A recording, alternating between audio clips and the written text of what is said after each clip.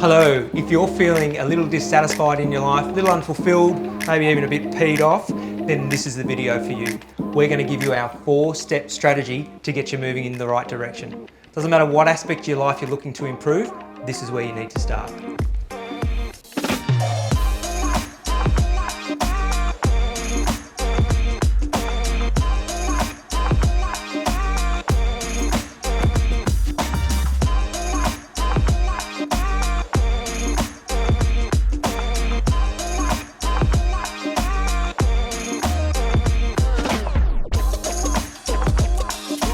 Hi, I'm Dee. I'm Drew. And we've created a channel called Living Without Limits. And the reason that we've done this is because we want to share with you how we're creating a life that we dream of, that we aspire to, and we're also going to share some tips and tricks, and hopefully it'll inspire you to create your limitless life too. We're real people, we're flawed, we're getting some of it right, we're getting some of it wrong, but I reckon we've got some advice that can help you get there too. So step 1 in creating your best life or a limitless life is acknowledging when you're not there and you want something more. Whether that's in your finances, in your job, in your health, in your relationships, children are pissing you off, whatever it is, you've just got to acknowledge that things aren't going well. And there's no shame in that, and it's okay. You've got to do that to get further, to get the stuff that you want. Absolutely. We did that 10 years ago when we held an emergency meeting. We did. You took us out to dinner. You said, Houston, we have a problem. We're not happy. Yeah. And I went, yeah. Because we'd been going along for a good 2 years. I was working as a personal trainer, and life was so busy. I had no time. We were disconnected.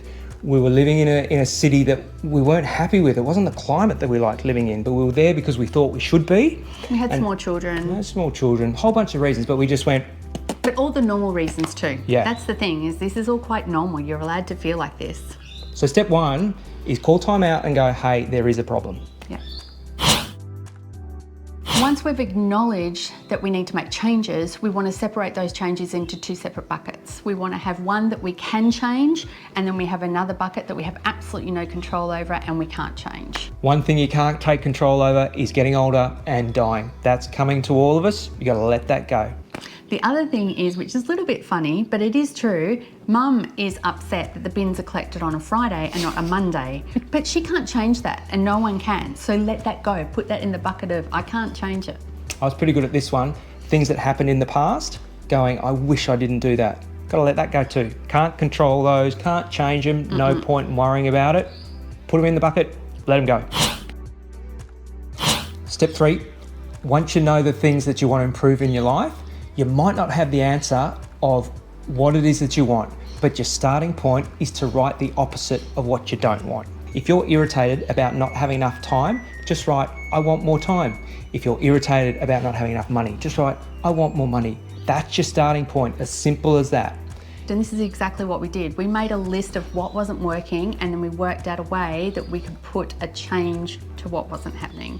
So, example, we didn't have a lot of time. Drew was exhausted, so we had to work out a way to make some more time. You've got to start to put out there what you want. If you're always just going through your head of what's not working, that's what you're going to get. What you resist persists.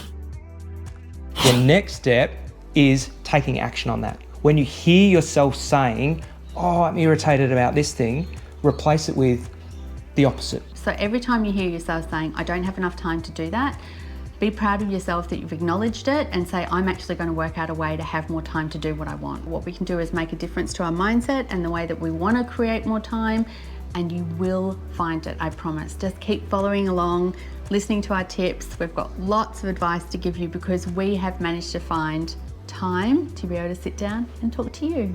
Yep, we were here 10 years ago. Lots of things that weren't working for us, and we just sat down and went, what do we want? And we started with the opposite. So here's your 4-step strategy. Acknowledge that there's an area in your life that you want to improve. Step 2, work out whether you can do anything about it. Step 3, change your I can't to your I can. And step 4, take action. When you hear the negative thought about what's not working, change it to what you want. If you liked what you saw this week, come join us on the couch next week. Hit the subscribe button. If you want to find out a little bit more about that story that I was telling you about at the beginning, where we had that crisis meeting, then jump jump on this All in pink. and check it out. See you next week. Bye. Bye.